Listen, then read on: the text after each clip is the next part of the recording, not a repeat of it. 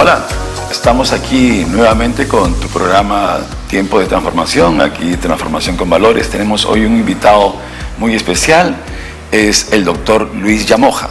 El doctor Luis Llamoja es ex juez, fue juez durante muchos años en el Poder Judicial, es un profesional muy destacado en el derecho.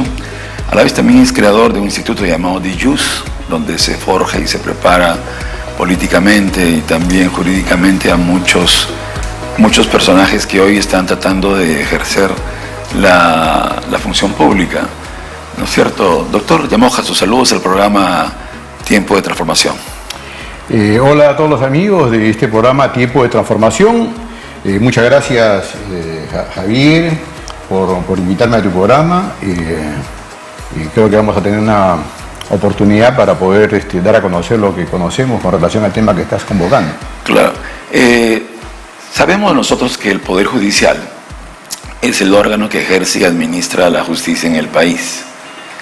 Y debería ser bueno en beneficio de los ciudadanos, en beneficio de la sociedad, ejerciéndose, y lo ideal es que se ejerza con rectitud, con la verdad como principio, al margen del cohecho y la corrupción, que son males que se están viendo dentro del sistema. Creemos nosotros por ello que realmente es necesaria una reforma del Poder Judicial. La Escritura bíblica dice que Dios ama el derecho, es ajeno al cohecho y siempre está preocupado de que se le haga justicia no solo al pobre sino también al rico, pero también a la viuda y al huérfano. Hay un ideal incluso en el libro de los Salmos que dice que se ejercerá el derecho como la luz del mediodía, o sea, es luz también cuando hay justicia, y eso es tan importante.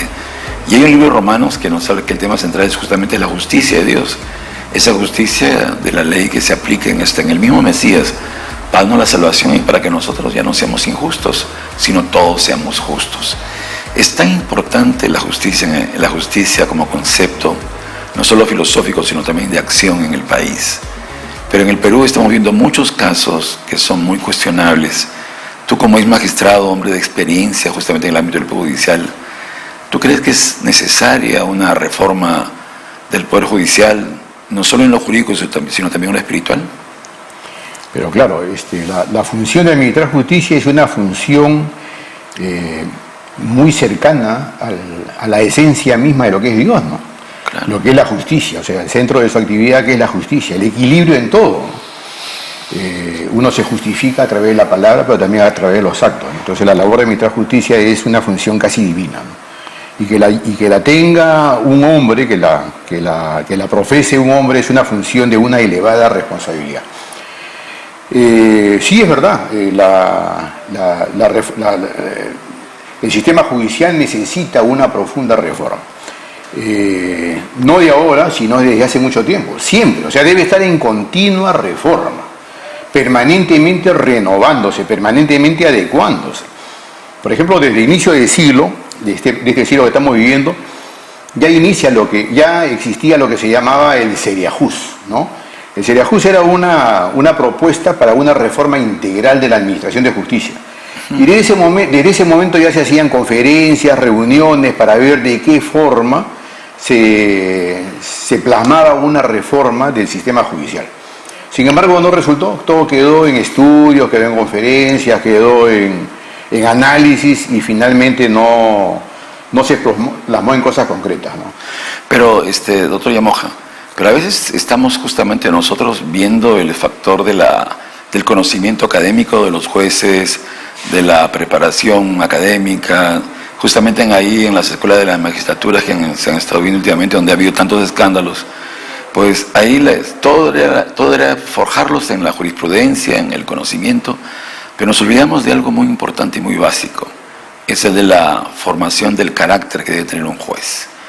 Y hemos abandonado lo que serían los valores y los principios para ser un juez, que están en el libro de Éxodo, en el capítulo 18, donde Jetro, que es un título que significa su excelencia, su nombre era Reuel, el Jetro, o sea, su excelencia Reuel, hombre de Estado que dirigía una nación como Madián, él era el jeque de Madián, le dice a Moisés, que veía que tenía una larga cola de personas que estaban queriendo que les administren justicia, le dice, vas a perecer en ese intento, escoge escoge a personas y establece 4 cualidades. 1, que sean transparentes, que aman la verdad.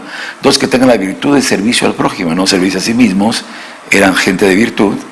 3, que no sean dados a la avaricia, o sea, que no amen el dinero, ni su Dios sea el dinero, evidentemente, porque si no iban a caer en eso. Y 4, que sean sabios porque son temerosos de Dios, y el temeroso de Dios toma en cuenta a Dios, como que va a dar cuenta a Dios de esas decisiones. Y esas cosas que se han dejado de lado, que son tan fundamentales para tener magistrados, jueces, ¿no es cierto?, de los distintos niveles, que sean justamente honestos. Vemos unas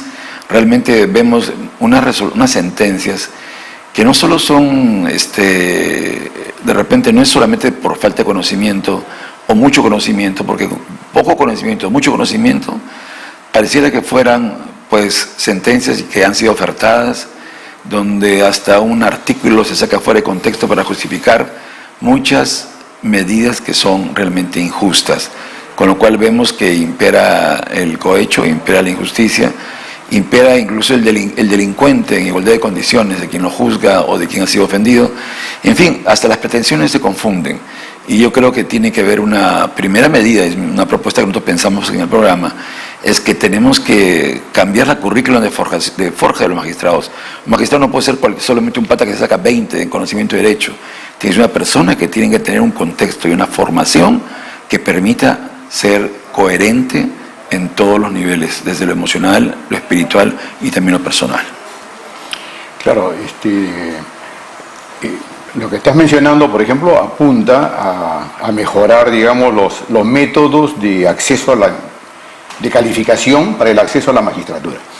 Es verdad, por ejemplo, ahí hay un cuestionamiento, ¿no? Si se quiere hacer una reforma integral de la Administración de Justicia, se tiene que mejorar ese aspecto.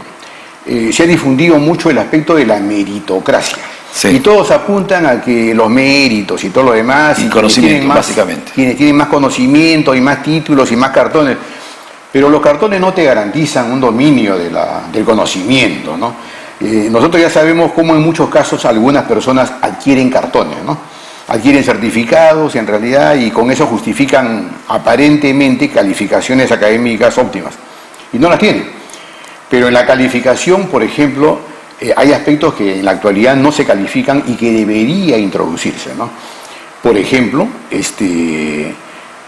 calificar la inteligencia emocional. No se califica.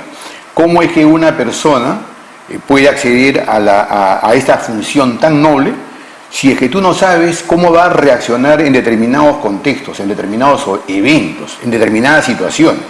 Esta persona tiene que tener un control de sus emociones, que es lo que se llama la inteligencia emocional, en síntesis, ¿no? Entonces, debe estar capacitado para reaccionar en situaciones límites, ¿no? Calificado para eso, o sea, inteligencia emocional con la suficiente solvencia académica, por supuesto, ¿no? No solamente eso, lo otro, el coeficiente intelectual. Lastimosamente, yo he visto, en el caso de algunos, no muchos felizmente, colegas que tienen la mente un poco cerrada, ¿no? Abogados mismos, ¿no?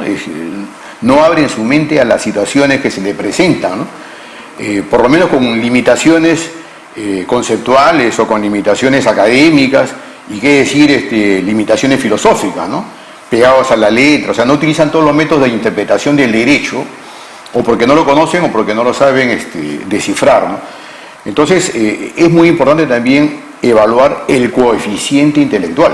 No solamente la cantidad de certificados que tienes, claro, o cómo te desenvuelves en una entrevista, sino analizar el coeficiente intelectual, la inteligencia intelectual y la inteligencia emocional, por ejemplo, ¿no? Y el tema de la integridad que mencionas, por supuesto, está en la inteligencia emocional, ¿no? En ese tipo de cosas, ¿no? La integridad que mencionas.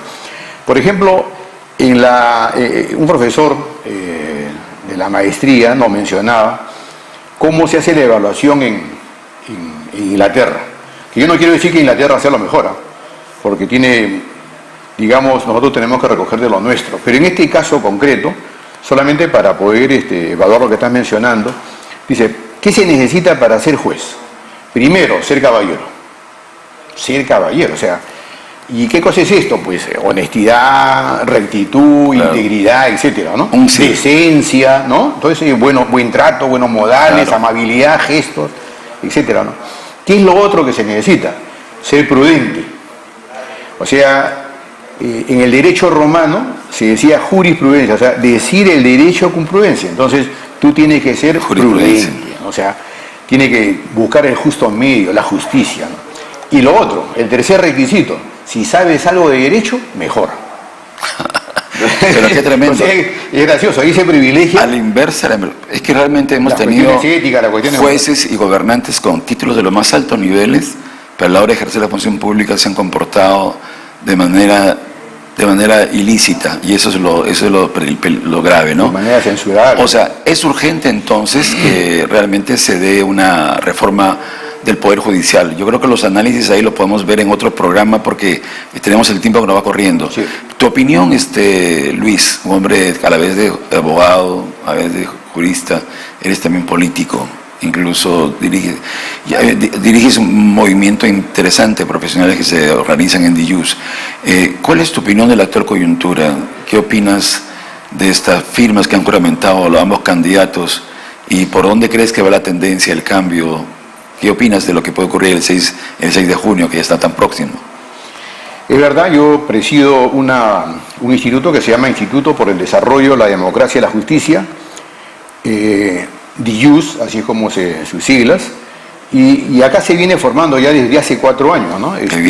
Se viene formando a las personas, a la sociedad, de manera gratuita, en diferentes temas: historia, filosofía, economía, política, derecho, etcétera, educación misma. Y se analizan todos los temas de la realidad nacional, ¿no?